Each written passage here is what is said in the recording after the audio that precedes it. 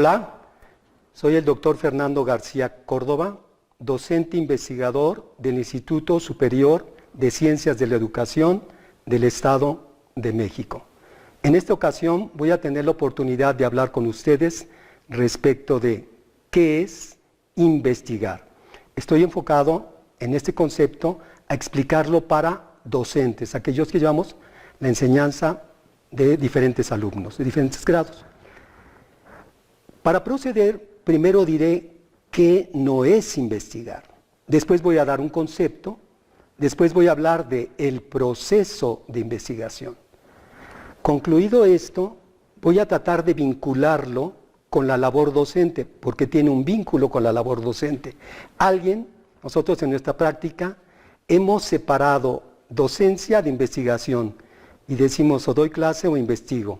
Me parece que es un error. Finalmente, dar una invitación para que empecemos a investigar y usar este gran recurso para nosotros los docentes. Empecemos.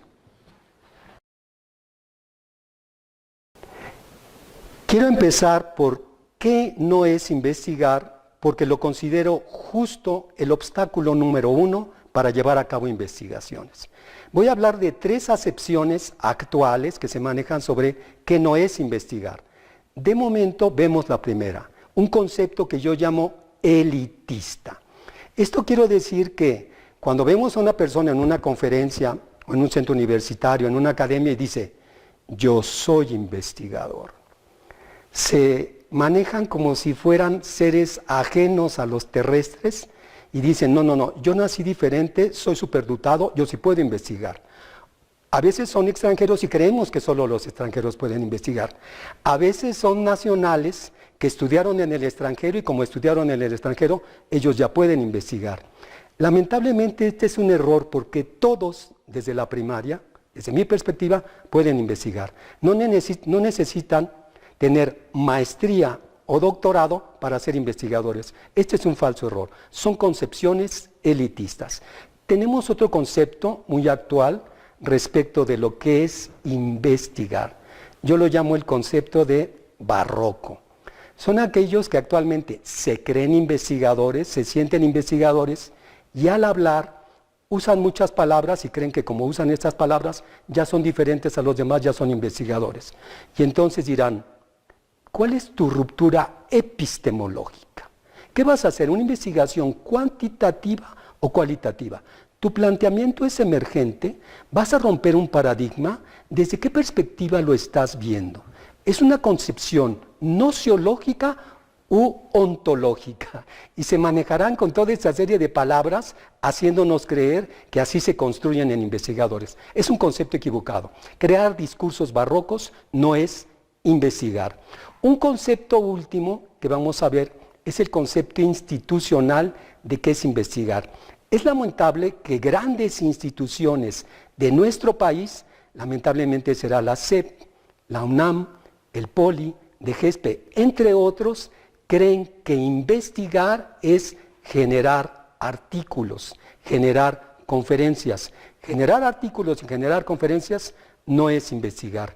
Esto es el producto final de haber llevado a cabo una investigación, pero hacerlas de manera directa no es investigar. Son conceptos equívocos y nosotros nos podemos entorpecer tratando de enfermarnos de importancia, llamo yo, cuando dicen concepto elitista, hacernos de un lenguaje barroco o ponernos a escribir sin haber llevado a cabo el proceso de investigación.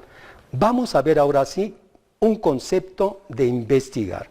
Para mí, investigar es un proceso de conocimiento. Es llevar a cabo el proceso de conocimiento más importante para nuestra cultura.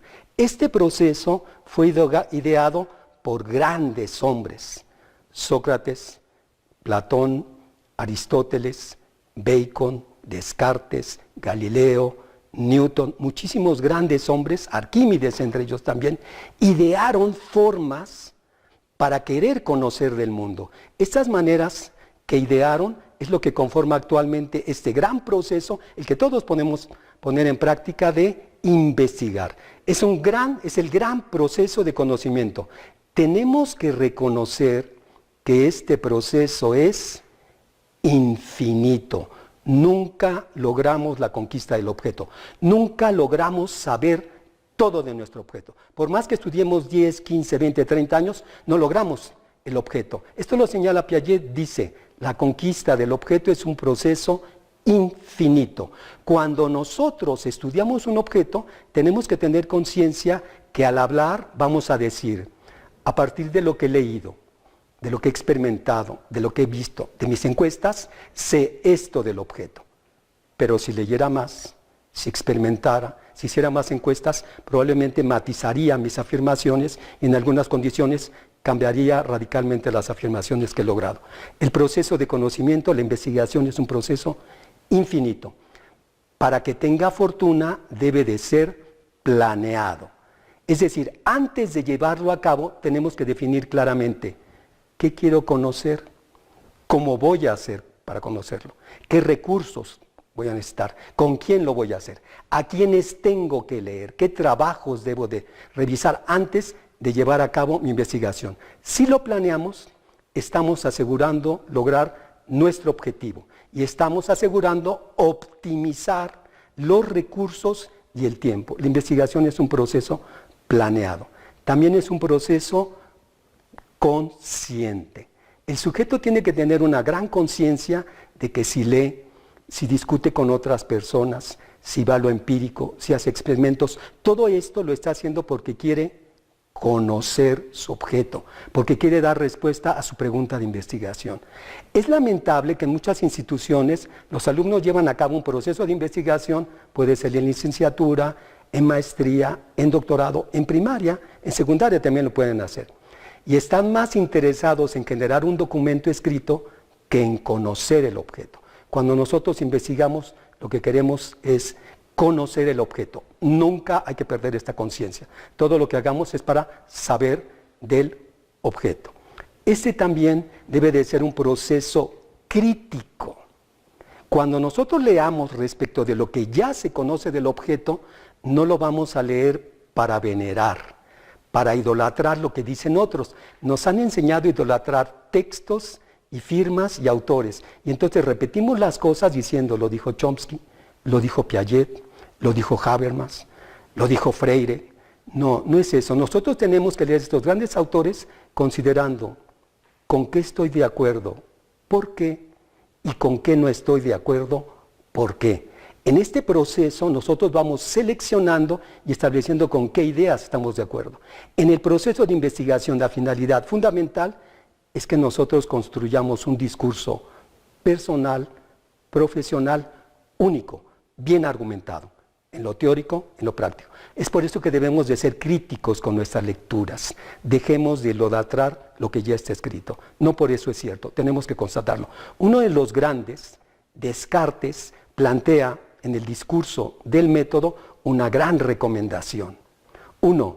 No tomaré por cierto nada que no supiese con evidencia que lo es. Esta tiene que ser la actitud de un gran investigador. Ser muy crítico ante todo lo que dicen los demás, sobre todo ante lo que él cree que es cierto. Siempre debe tener esta actitud.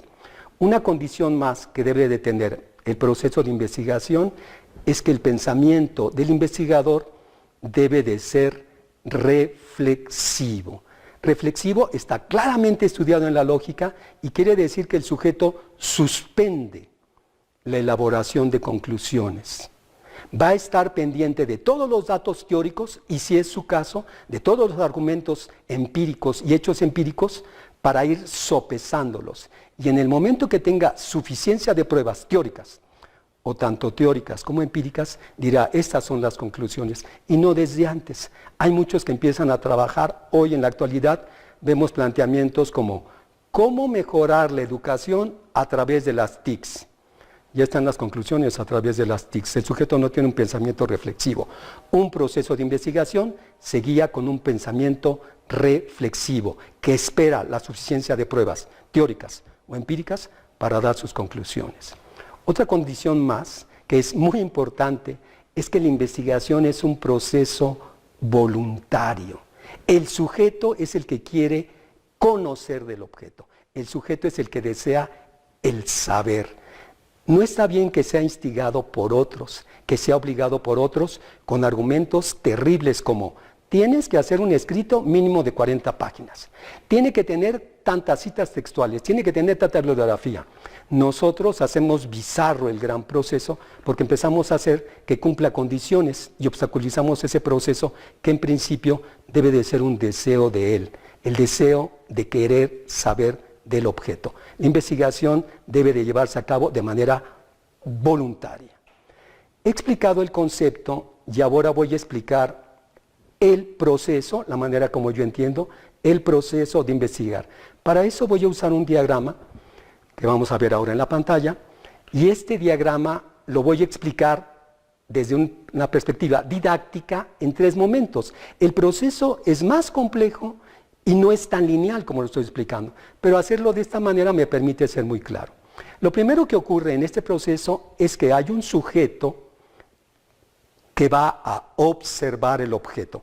Cuando hable de que en la investigación el sujeto observa el objeto, van a tenerse 2 condiciones. Primero, tiene que focalizar en algo su observación, no puede observar todo el objeto.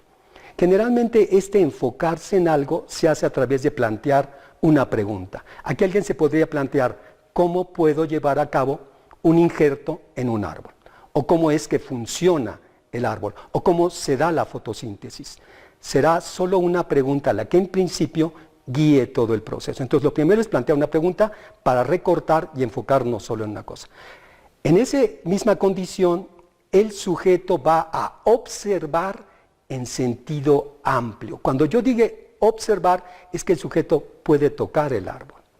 El sujeto puede oler el árbol, puede subirse al árbol, puede buscar libros sobre el árbol y lo está observando. En este proceso de observar tenemos que cuidar la calidad y la cantidad de información. Procurar información de buena calidad que fue debidamente planeado para obtenerlo.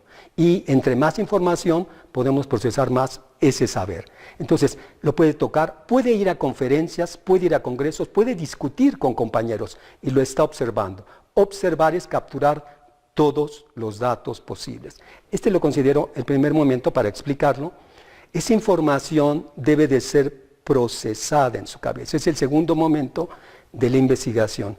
El sujeto va a analizar críticamente esa información, la va a valorar, la va a sopesar, va a seleccionar lo que considere real, va a quitar aquello que no considere cierto, pertinente o válido por su objeto. Entonces ese es un segundo momento importante. Nosotros le hemos dicho a muchos alumnos que dejen de estar copiando y pegando, pero cuando nosotros damos clase, me parece que estamos copiando y pegando, estamos repitiendo lo que dicen en los libros. Un sujeto, nosotros como maestros, nuestros alumnos, deben de mirar la información y valorarla. ¿Con qué estoy de acuerdo? ¿Por qué? ¿Con qué no estoy de acuerdo? ¿Por qué? Eso es lo que hace un investigador. Capta la información, después procesa la información. En este ir y venir, él va a generar una representación. A este lo llamaré el tercer momento, cuando él genera una representación del objeto. Esta representación que vemos ahora con el número 3 no es el objeto, obsérvenlo muy bien. Se refiere al objeto, pero no es el objeto. El objeto nunca estará dentro de nuestra cabeza. Nosotros en este gran proceso vamos generando representaciones de los objetos, pero por más que nos dediquemos, por más que estudiemos, nunca lograremos la representación real del objeto. Es una representación que se refiere a él, que se aproxima. La ciencia no es la verdad, son aproximaciones de la realidad. Nunca logramos saber todo del objeto. Esa representación que tenemos en nuestra cabeza va a ser parcial. Podemos hacer una representación biológica del árbol, o una representación física, o una representación desde lo ecológico, o desde un agrónomo, y no sabemos todo el objeto. La representación es parcial, es intencional. ¿Qué es lo que yo quiero saber del objeto? Esa pregunta, ¿en qué dirección me recortó? Esa pregunta, ¿en qué dirección me mandó? Eso hace que solo miro una cosa. Si yo quiero hacer tablas del objeto, pues miro en una dirección. Si quiero generar un vivero, miro en otra dirección. Si quiero hacer un injerto, miro en otra dirección. Esa dirección hace que la representación sea intencional. Y la representación también va a ser subjetiva. Nosotros en el proceso de conocimiento del investigar vamos a tener dos condiciones. Nuestro proceso va a procurar ser objetivo. ¿Qué quiere decir? Que vamos a procurar conocer lo más cerca el objeto. Y cuando demos características, estas características le pertenecen al objeto. Esa es la intención inicial, ser lo más objetivo posible. Las características, lo que digamos, los procesos, los eventos, los fenómenos, pertenecen al objeto. Inevitablemente somos seres humanos y en este proceso frecuentemente somos subjetivos. ¿Qué quiere decir? Que yo como sujeto atribuyo una condición que no le es propia del objeto. Yo se la atribuyo. Es un proceso subjetivo. Todas las representaciones, todas absolutamente son parciales, intencionales y subjetivas. El maravilloso investigador Ruy Pérez Tamayo, mexicano, él dice, somos seres imperfectos. No podemos crear cosas perfectas. En ese sentido, esto ocurre en la investigación.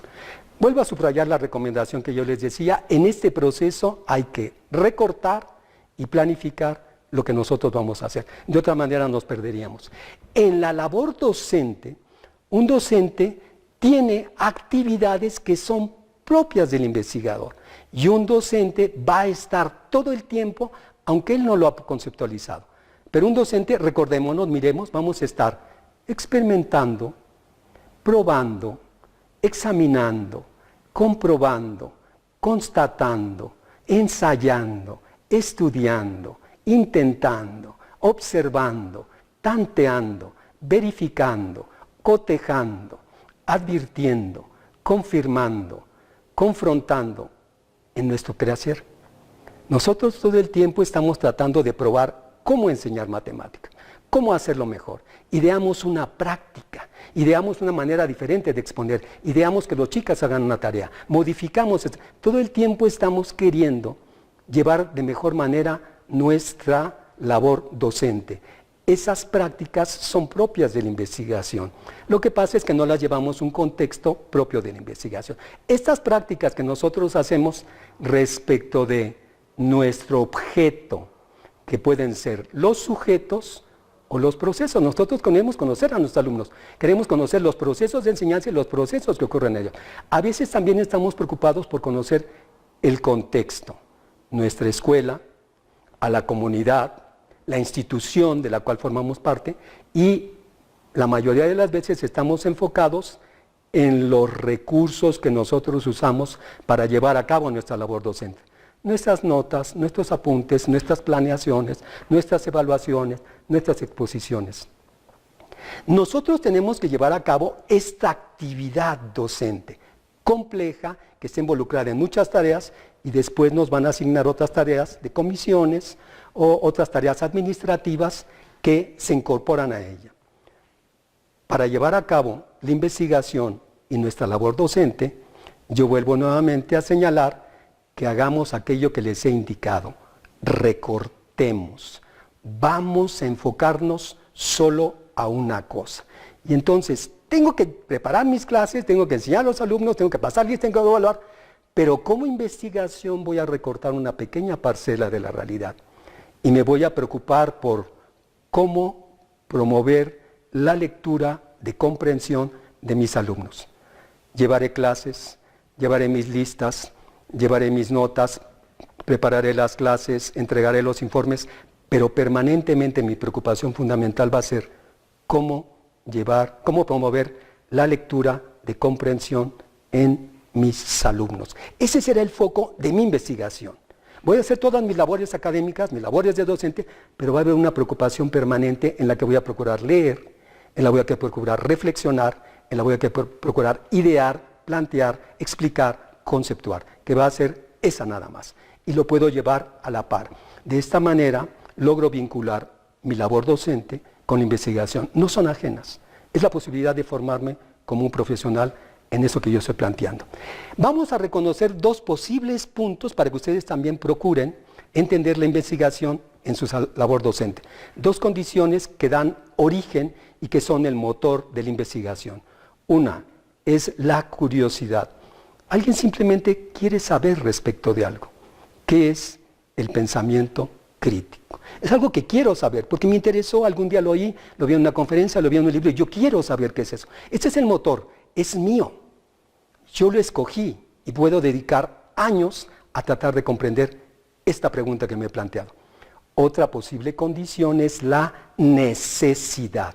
La necesidad es cuando en mi labor docente se presentó una condición, una circunstancia que tengo que resolver de manera inmediata. Mis alumnos están reprobando matemáticas, entonces tengo que resolver eso. Esa condición, se nos presentan muchas condiciones que tenemos que resolver, solo me tengo que enfocar a una. Cómo reducir el número de reprobados de matemáticas, cómo desarrollar el pensamiento matemático. Cualquier pregunta inicial, que después irá afinando en el proceso de investigación, puede ser el motor de una investigación. Tienen dos motores de una investigación, la curiosidad y la necesidad. Lo que puede ser el mejor inicio de esa investigación es que antes de que empiecen a tratar de hacer algo en la práctica, porque tenemos un poquito siempre la intención del ensayo y el error, de hacer cosas en la realidad para ver si dan efecto o no. Lo primero que tiene que hacer un gran investigador es leer, leer, leer y leer. A todos mis alumnos que se quieren conformar investigadores, la tarea es única, es sencilla. Tenemos que leer y leer y leer a los expertos. Esta es la condición importante. Se tiene que leer a los expertos, no a los primeros que encontraron. Se van a la biblioteca y el primer libro que encuentran empiezan a leer. Se meten en internet y lo primero que encuentran, quieren leerlo. Lo que les voy a pedir es que busquen libros, artículos, trabajos de investigación, tesis sobre el tema. Pero céntrense en un principio en revisar las bibliografías de esos libros, de esos artículos, de esos estudios antecedentes. Al revisar las bibliografías se van a dar cuenta que hay autores que se repiten una vez y otra vez, y a veces hay 5 o 6 autores que se repiten. Ellos, en principio, los podemos considerar como los expertos, a los que recurrimos porque son los que tienen el discurso más importante. Lean a los expertos, identifiquen esos artículos, textos, conferencias que son hechos por los expertos. Hay que leer ellos, solo con una recomendación. Léanlos tratando de identificar cuáles son los discursos más simples y cuáles son los discursos más complejos. Hay que leer a los expertos de lo simple a lo complejo. Una recomendación para determinar cuáles son los discursos más simples y más complejos, una recomendación muy sencilla que les puede orientar es: vean la bibliografía de los artículos o de los libros o de las tesis. Entre más extensa sea la bibliografía, es muy probable que el discurso sea más complejo. Entre más pequeña sea la bibliografía, el discurso será más accesible. Encuentren sus documentos, pónganlos de lo simple a lo complejo y empiecen a leer. Sean bienvenidos en ese momento al mundo de la investigación.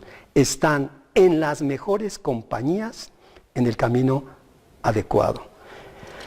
En su práctica, no solo ustedes van a llevar a cabo investigación. Tenemos grandes actividades que realizamos nosotros y nuestros alumnos. 3 de esas grandes actividades que tenemos de carácter empírico son observar, medir y experimentar. Como maestros y nuestros alumnos muchas veces llevan a cabo observaciones, llevan a cabo mediciones muy sencillas, llevan a cabo experimentos. Lo único que tenemos que hacer para que estas 3, que son propias del quehacer científico, para que sean realmente una práctica investigativa, es que entre ellos y nosotros las diseñemos cuidadosamente, a partir de lecturas sobre esas situaciones, a partir de observaciones, de mediciones y de experimentos que han hecho otros. Si nosotros, esto no es una investigación en el sentido estricto, pero son prácticas que si nosotros llevamos a cabo, bien planeadas, bien diseñadas, estamos aproximando a los alumnos y a nosotros al ejercicio de la investigación. Yo lo llamo prácticas investigativas. Estas son las más importantes: observar, medir y experimentar. También tenemos otras que no son tan científicas. A muchos les va a incomodar, pero evaluar y encuestar, si bien son prácticas que nos aproximan al conocimiento de algunas condiciones de carácter social, no son característicamente científicas. ¿Por qué? Porque si las repetimos una y otra vez, los datos van a ser diferentes, no van a tratar de converger y no van a ser reproducibles de manera idéntica. Lo que sí debe de ocurrir en términos científicos con observar, medir y experimentar. pero nuestros alumnos también a veces evalúan o nosotros o encuestamos. Estas actividades bien diseñadas pueden constituir un ejercicio, una práctica investigativa. Una más, que es más pequeñita, menos científica, pero también puede constituirse. Entrevistar. A veces tenemos que autoridades, con supervisores, con padres, con los mismos alumnos. Reflexionemos sobre ello. Revisemos cómo lo han hecho otros. Planeemos cómo vamos a llevar la entrevista. Hagamos un guión de entrevista. Analicemos, probemos ese guión y después pongámoslo en la práctica. Estamos con estos 6 recursos afinando nuestros procesos para saber del mundo, porque solamente los cuidamos que fueran hechos de manera adecuada. Estamos aproximándonos al ejercicio de la investigación.